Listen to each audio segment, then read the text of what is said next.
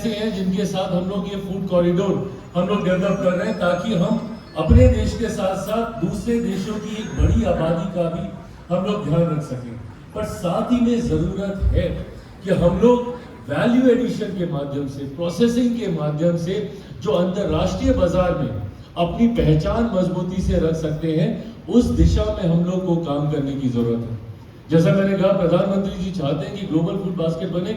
मैं चाहता हूं और मेरा सपना है और मैं मानता हूं कि ये संभव है, ये क्षमता है हम लोगों में। मैं चाहता हूं कि एक दिन ऐसा हो जब दुनिया का कोई भी डाइनिंग टेबल ऐसा ना हो जिस डाइनिंग टेबल पे कम से कम एक भारतीय खाद्य पदार्थ उसमें जरूर होना है। और ये क्षमता है हमारे देश में। हम लोग प्रसंस्करण से तब से जुड़े हुए हैं जब संभवतः ये वर्ड भी कोई नहीं जानता था कि प्रोसेसिंग होता क्या है।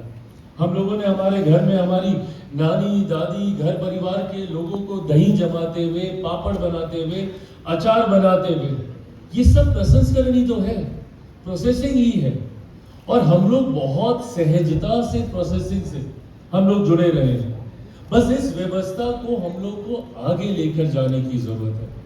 क्यों जरूरत है? क्योंकि देश की एक बड़ी आबादी किसानी के साथ जुड़ी हुई है। और आज की तारीख में जब हम लोग किसानों की आर्थिक मजबूती की बात करते हैं तो उसके लिए प्रसंस्करण एक बहुत